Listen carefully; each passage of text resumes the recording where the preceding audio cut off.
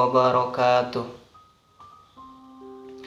Bismillahirrahmanirrahim. Alhamdulillahi rabbil alamin.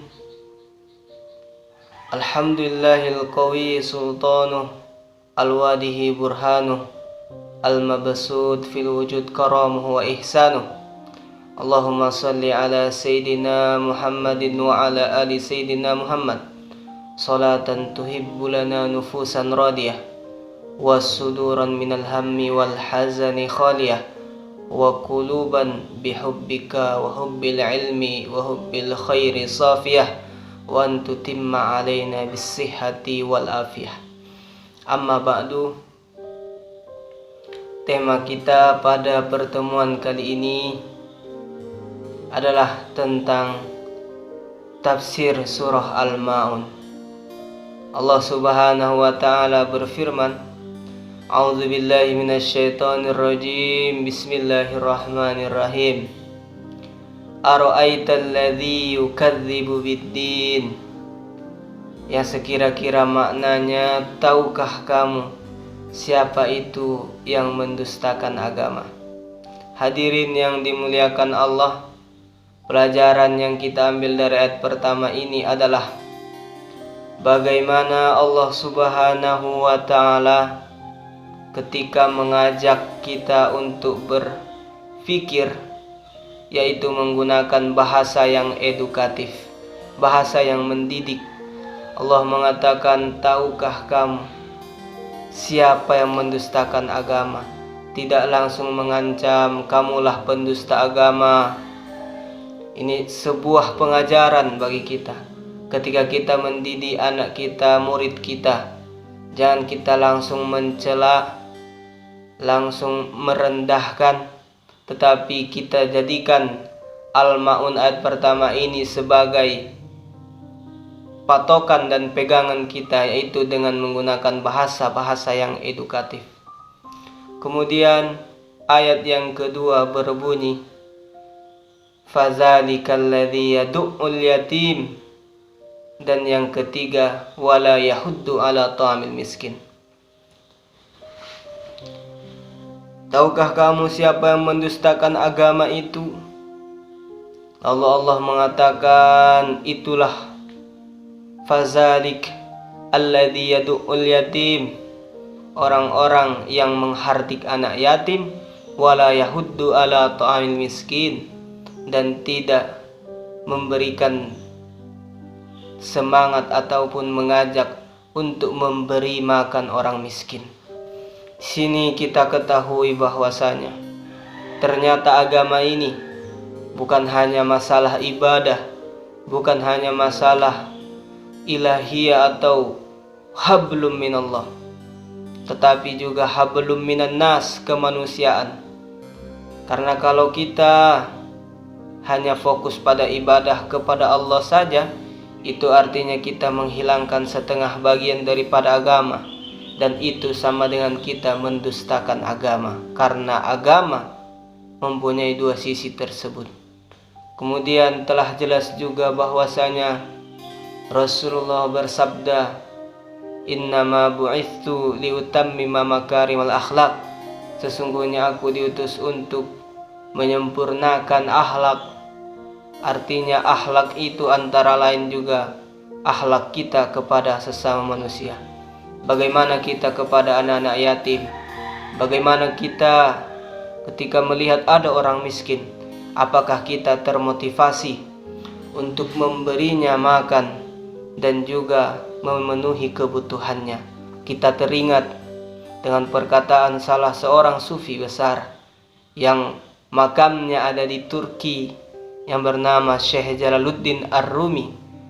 Salah satu petuahnya yaitu musik yang haram adalah suara sendok yang dipukulkan ke piring yang diperdengarkan kepada orang-orang yang kelaparan. Inilah agama Islam, agama yang menyeluruh, agama yang sempurna, agama yang komprehensif. Kita dianjurkan, bahkan ditegaskan dan diwajibkan untuk memperhatikan keadaan sosial kita, tanggung jawab sosial, Baru ayat yang keempatnya, fawailul lil musallin, celaka orang yang salat, alladzina hum an salatihim sahun, yaitu orang-orang yang lalai dari salatnya. Maka di sini penafsiran para ulama banyak. Kalau kita memakai ilmu munasabah ayat, mengaitkan satu ayat dengan ayat sebelumnya, maka bisa kita katakan orang yang lalai dari solatnya itu, yaitu mereka yang hanya solat saja tetapi tidak memperhatikan keadaan sosialnya, tidak memperhatikan orang yang membutuhkan, tidak memperhatikan orang yang kelaparan, tidak memperhatikan anak-anak yatim dan orang-orang miskin. Itulah salah satu penafsiran bahwasanya orang yang sholatnya celaka itu yang pertama yang tidak memperhatikan kehidupan sosialnya. Baru kemudian kita beralih ke ayat berikutnya, alladzina hum yura'un, yaitu mereka orang yang ria, pamer, ingin dipuji manusia, beramal niatnya bukan karena Allah, tetapi bagaimana amalnya itu diketahui manusia. Artinya ketika tidak ada manusia, dia juga tidak semangat untuk beramal. Itulah ciri yang kedua daripada orang yang sholatnya celaka. Dan selanjutnya ayat yang terakhir, wayamna'unal ma'un, dan enggan memberikan pertolongan dengan barang-barang yang berguna. Nah, disinilah kita mempelajari bahwasanya agama ini yang mengajarkan tentang sholat juga mengajarkan bagaimana kita mempunyai tanggung jawab sosial, rasa empati, rasa mau menolong yang lain. Wa ta'awanu 'alal birri wat taqwa wa la ta'awanu 'alal itsmi wal udwan. Kita ingin sholat kita itu berkualitas. Bagaimana supaya sholat berkualitas?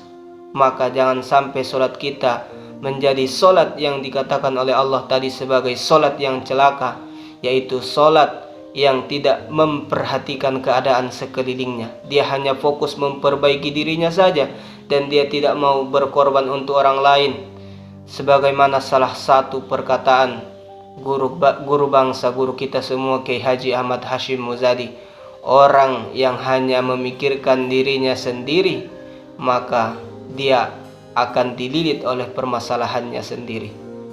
Nah, dan juga salah satu petuah beliau, orang yang memikirkan orang lain maka tidak akan kekurangan, sedangkan orang yang memikirkan dirinya sendiri maka belum tentu berlebihan atau yang semakna dengannya.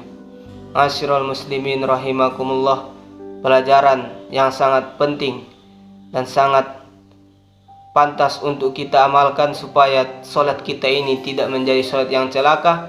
Yang pertama adalah kita melakukan sholat juga kita harus memperhatikan keadaan sekitar kita. Dan yang kedua adalah kita lakukan sholat semata-mata mencari ridha Allah. Dan yang ketiga adalah kita melakukan sholat juga kita harus gemar membantu dan menolong sesama antar kita satu sama lain. Masyiral muslimin rahimakumullah, kalau ada orang berkata, bagaimana seseorang sholat tetapi pikirannya kemana-mana, maka itu jauh lebih baik daripada dia kemana-mana tapi tidak sholat. Nah, maka kita terus belajar meningkatkan kualitas sholat kita dengan mempelajari Al-Quran dan mempelajari tafsir surah Al-Ma'un lebih mendalam lagi. Demikian, kurang lebihnya mohon maaf. Wassalamualaikum warahmatullahi wabarakatuh.